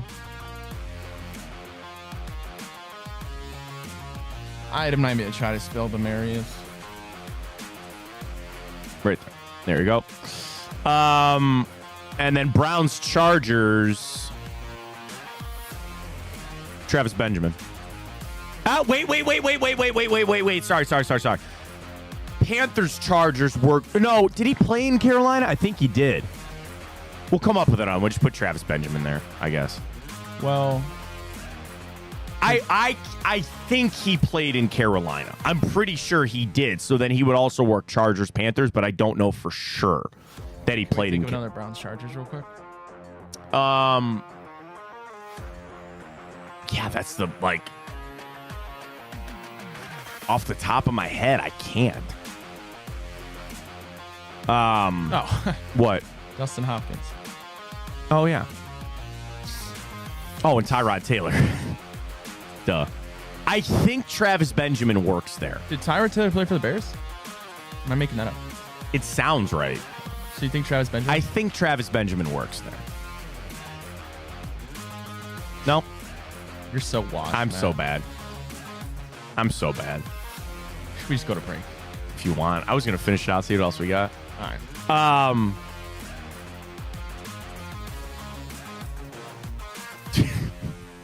guess. Maybe not. I don't know. Like, all right, Chargers, Bears. Is Packers, Panthers not? Is that Julius Peppers? Yeah. Yep. And then Bears, Packers. Jimmy Graham. Jimmy Graham. And then Bears, Chargers. Keenan Allen.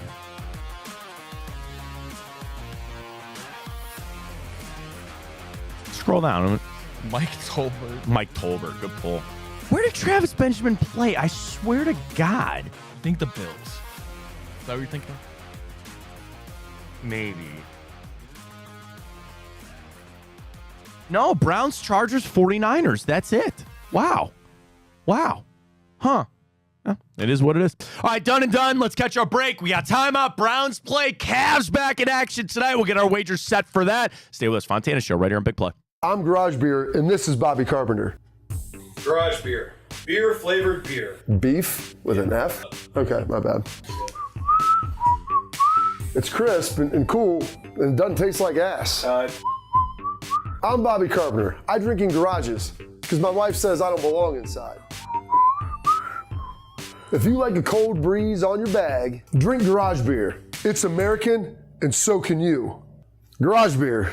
Beer-flavored beer. Well, how do they know I'm doing this? Did somebody leak this out? It's social media. Oh. It's just that's the way social media works now. I thought maybe you were just running that yap. Hi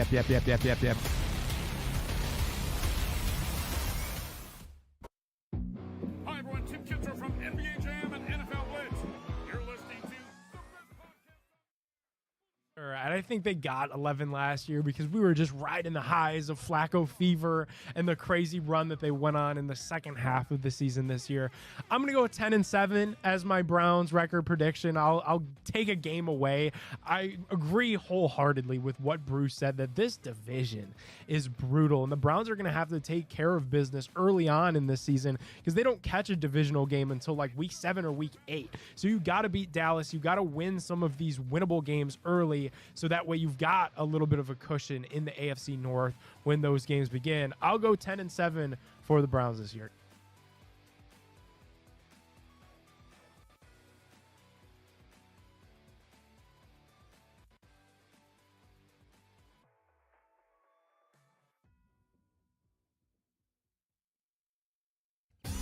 I don't buy into this nonsense, this conspiracy nonsense that he's got his money and he's dogging it.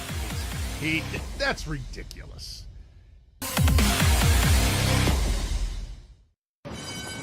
They're off in the Kentucky Derby as Authentic takes them around the far turn.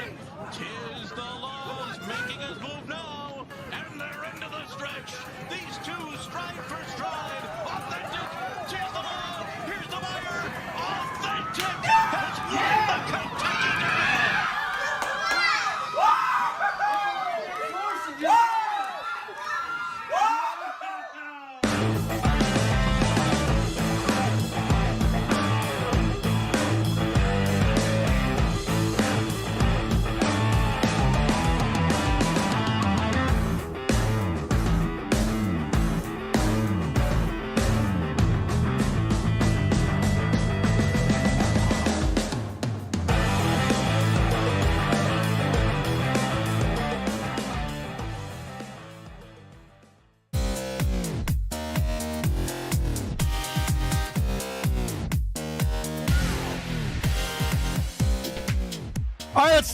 All right, head on back. Here we go. Time up, little dizzy for you, and then we will get ready to go for Cavs Sunday home opener. We got our Browns plays who gets all of it, and we got a lot for you right now. We start this day 2020.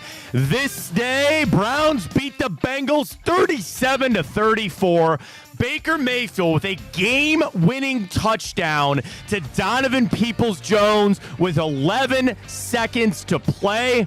The problem is Odell Beckham tore his ACL in that game. Remember chasing down the interception? chasing down the interception. Happened this day 2020. Browns beat the Bengals 37-34. This day 2017 began the Deshaun Kaiser era. Hugh Jackson named him the starter for Week 8 moving forward. That was not a great...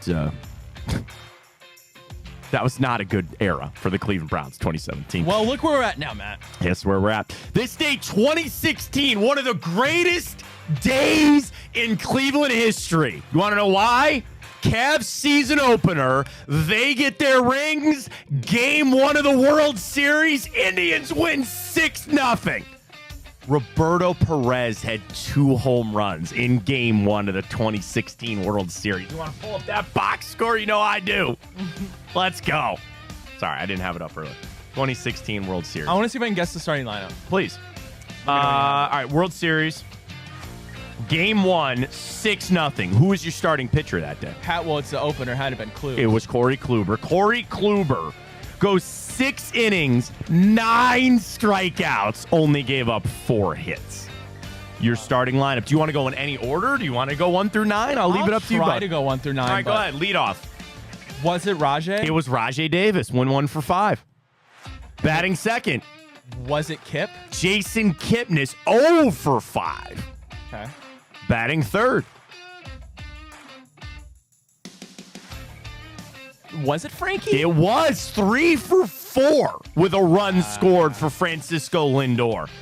Batting cleanup. Was it Napoli? It was Mike Napoli. 0 for 3 with a walk.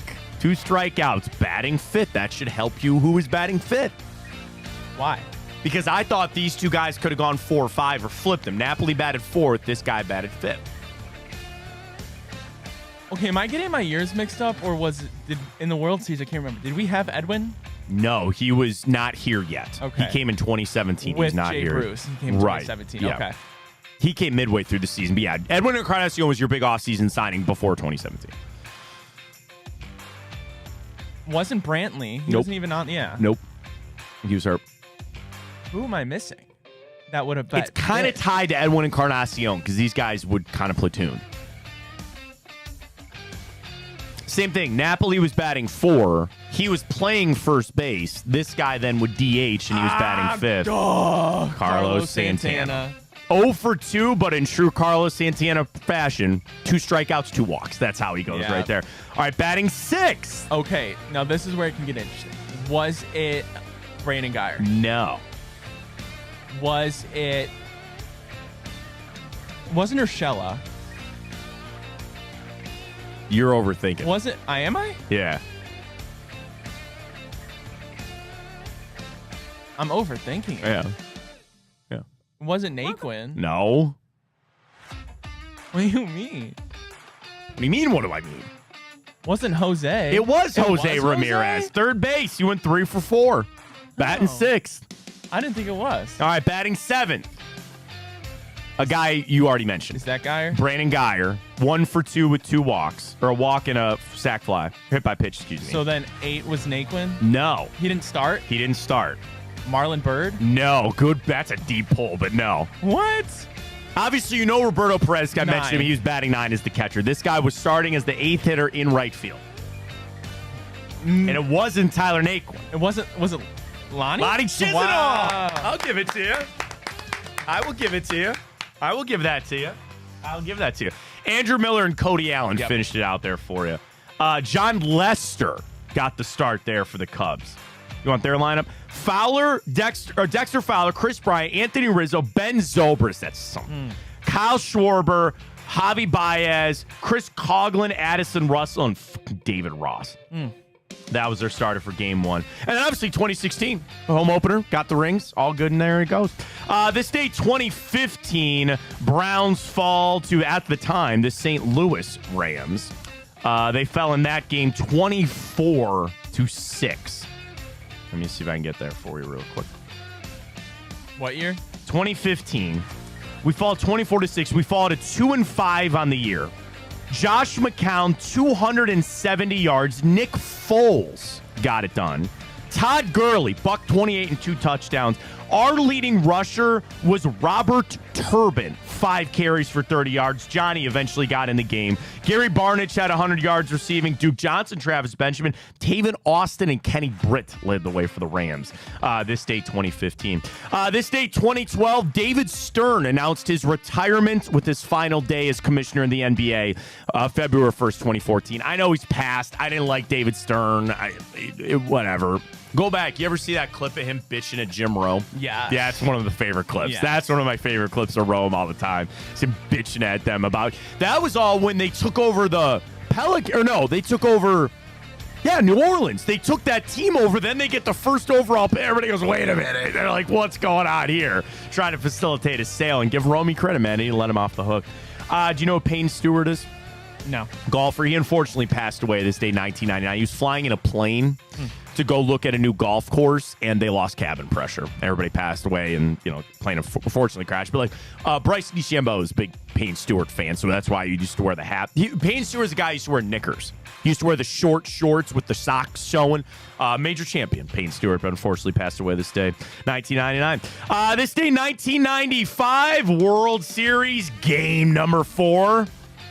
I don't know. It might be hard for you to go through that lineup. Real quick, if I can't get it.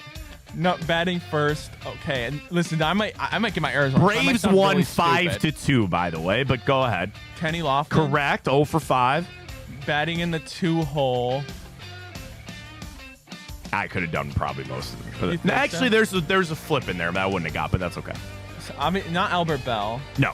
Was he 3? He was in 4. He was 4. So it was Jim Thome 3? No, Thome, pinch hit. He didn't even start this game. Oh. So the problem is you got to separate 95 and 97. 97 you'd be better off getting, and so would I. Omar? Here's 95. Omar batted second. Then Baerga batted third. Then Bell, Murray, Ramirez. Here's the flip. Herbert Perry got the start at first, not Paul Sorrento. He ended up pinch hitting.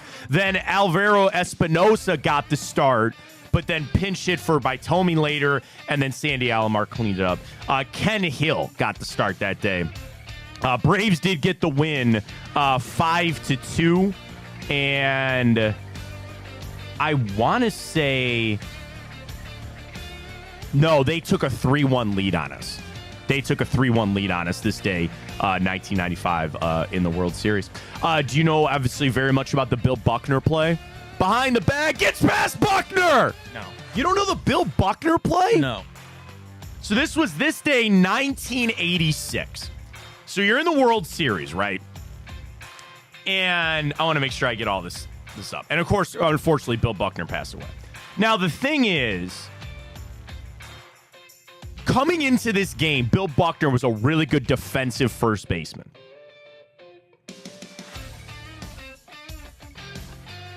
The Red Sox were leading the heavily favored Mets 3-2 in the 1986 World Series. Game 6 went into extra innings. The Red Sox scored 2 runs in the top of the 10th, and he left Bill Buckner in. With 2 outs and no one on base, New York got 3 straight singles. So imagine the game is the bases are loaded. Okay, you're up 2 in the extra innings. Wild pitch ties the game. Mookie Wilson hits a slow roller up the first baseline. Bill Buckner runs in to get it. Ryan, it goes under his glove into right field. Mets win. They obviously go on to win the World Series. The Bill Buckner play this day, 1986. So imagine again, you're in extra innings. At that point, it was tied. There was a runner, I think, on second. That's right. Ray Knight was on second base. He runs in. It dribbles under his mitt. And they score the run. They go on to win the World Series. That was part of the Red Sox curse because you're playing for Boston. And they were, the Mets were supposed to kick their ass. And somehow Boston was up 3-2. That was game 6, tied it at 3. They lost in game 7. So of all the lore of Boston losing World Series, the Bill Buckner play is right up there. This day, 1955, the Indians traded Larry Doby to the White Sox for 2 players. Also this day, 1955, the first ever microwave was sold. Where would we be today without it? God, I haven't had pizza rolls in forever. You I don't know. I thought about like microwave bean burritos when you were a kid growing up. God, I miss that. Life was good. Life was good. Very happy birthday to Bobby Knight, Pedro Martinez, former Ohio State Buckeye, Andrew Norwell, Xander Schauffele, Juan Soto. That starts tonight. What's that? I said ew. Sorry. Pablo Picasso, Katy Perry, wrestling legend Dan Gable, Craig Robertson, actor, and Chad Smith. Oh, speaking of, I do have, if we have time, because I know you're a WWE-ish guy, right? Kind of. AEW's coming to town. I got a list of Sports Illustrated's top 20 greatest WWE wrestlers of all time. Hold that. Let's get through our movies, and we'll run through that. All right. This day, two movies for you. This day, 2002. This was a feature film based off a long-running MTV television show. So an MTV television show they made into a movie, and they've had quite a few sequels, to be honest with you. What year? 2002. I have clips. I don't know how loud it's going to be.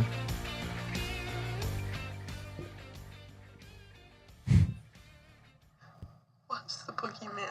Oh, that's the other movie we'll get to in a second. The Boogeyman. We'll get to that in a second, too. Hang on. Oh, MTV I have... that turned into a movie.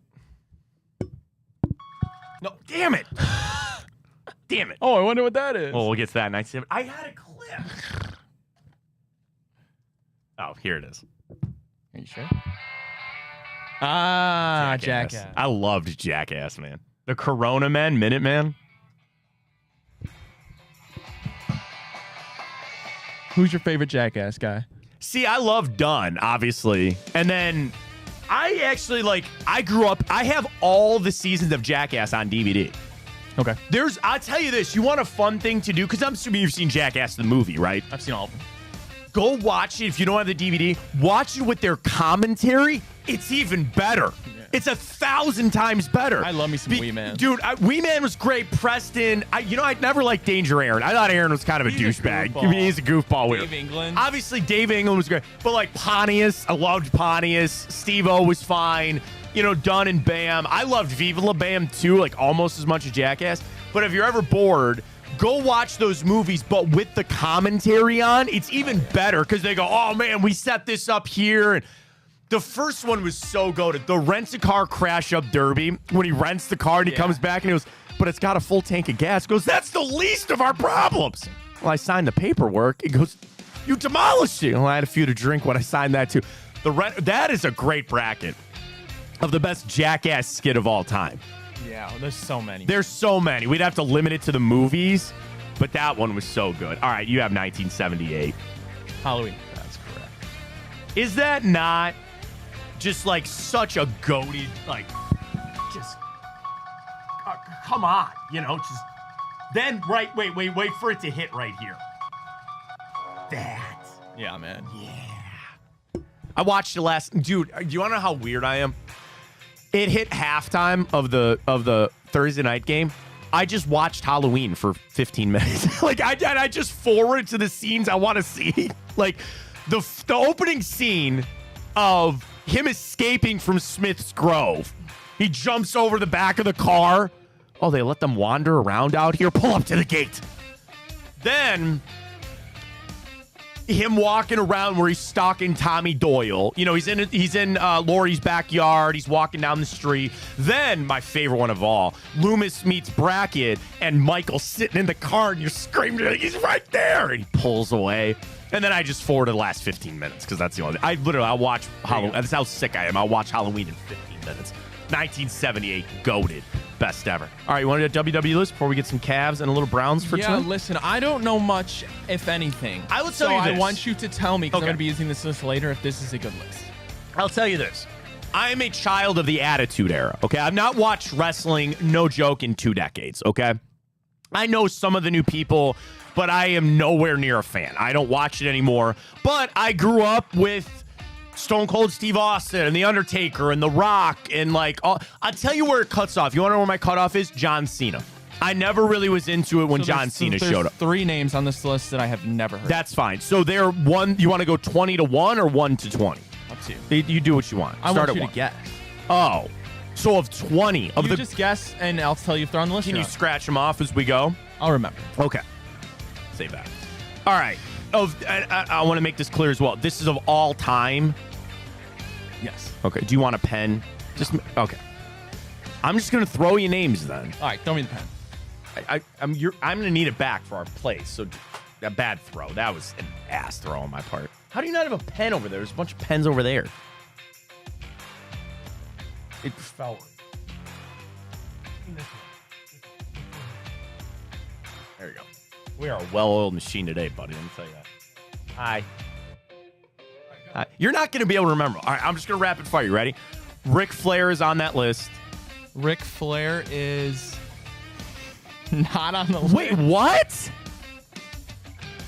Is this a really bad list? He's a 16-time champion. Said it again. They said of all time. These are the greatest WWE wrestlers of all time. Listen, Matt, I'll pull up the article. Well, I don't want to look. I don't want to spoil this. Don't look. All right, well, we got to go because we have other things to do. Okay, you ready? The Rock has to be on there. The Rock is number 3. Okay. John Cena has got to be on there. Now, again, are they talking about just WWE? This is 20. That's why I said 20 greatest WWE wrestlers. But not like of all time. It's just since they flipped to WWE. Scroll it down says- on the article and see if it said something about their time parameters on this. So I'm not going Dusty Rhodes on this. Right? It just says of all time. Okay. There's no. All right. So no Ric Flair. Fine. Stone Cold Steve Austin. Hold up. You said John Cena. John Cena, The Rock. John Cena's 4. The Rock's 3. Steve Austin's 1. Okay. So maybe it is them. The Undertaker's got to be on there. Is 6. Kane has to be on there. No, you know what? Maybe Kane's not. I Nope. take that back. CM Punk has to be on there. Is 17. Yep. Roman Reigns? Maybe not. Yes, he's 5. Okay. Is Seth Rollins on there? No. No. Okay. Well, I'm going to go off my era. Eddie Guerrero. No. See, this this might be a fluky list then. I don't know. So, again, if it's not Ric Flair, do they have Dusty Rhodes on there? No. Then this is a null and void list. Really? Yes. Then this is the American Dream. What are we doing here? Want me to tell you the list?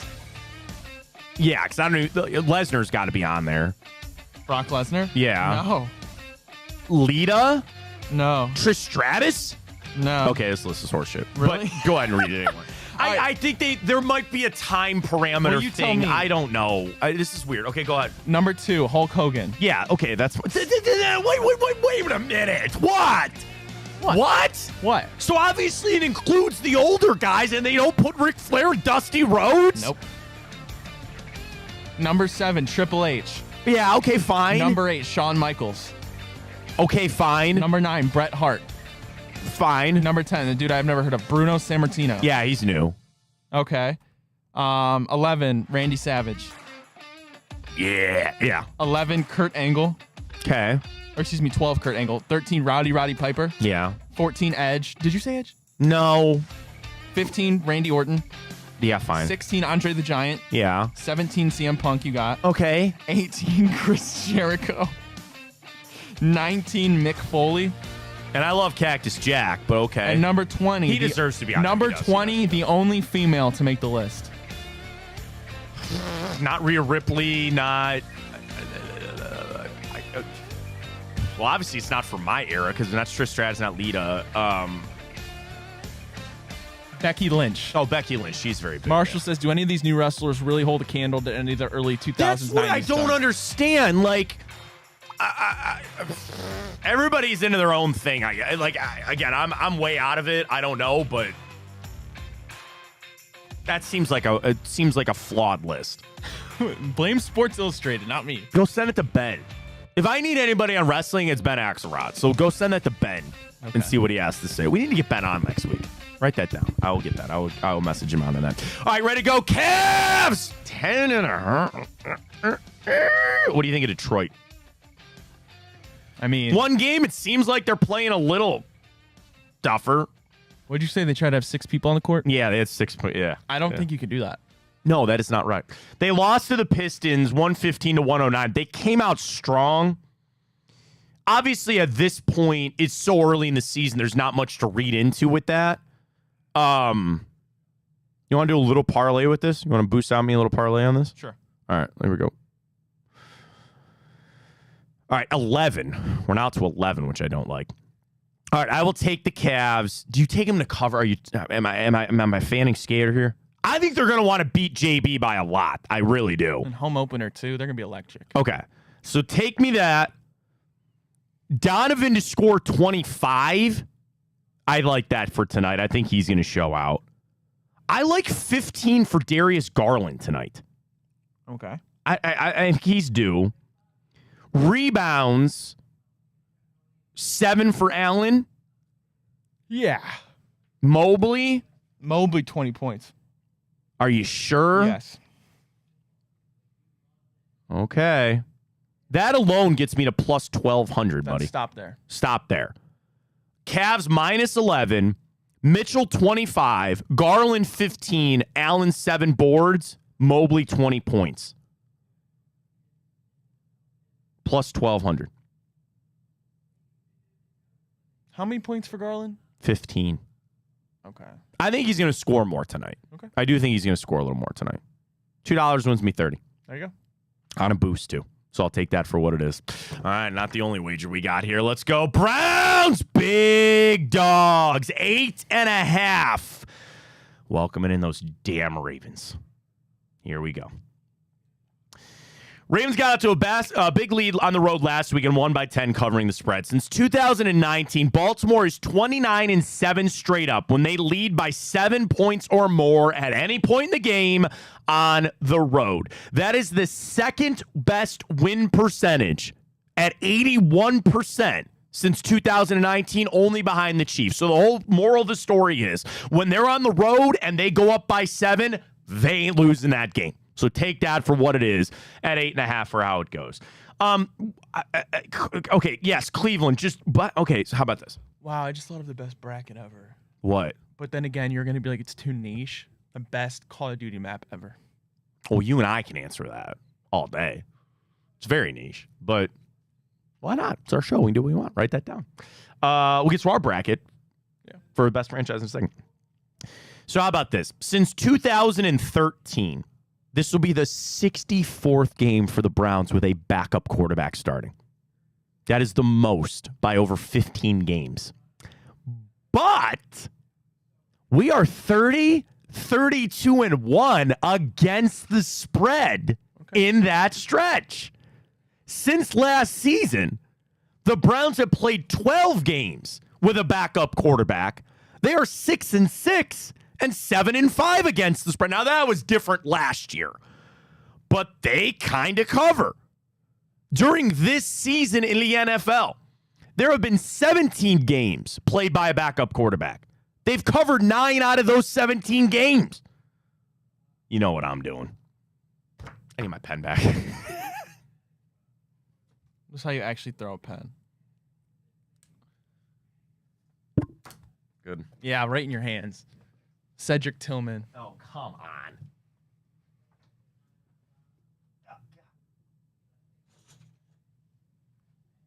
Where did that come from? I don't know. It's sitting down there. Take this home for my kid. There's a bunch of stuff down here. I'm assuming this is all Maria stuff. Probably. Browns! I don't know if we're winning, but we're going to cover.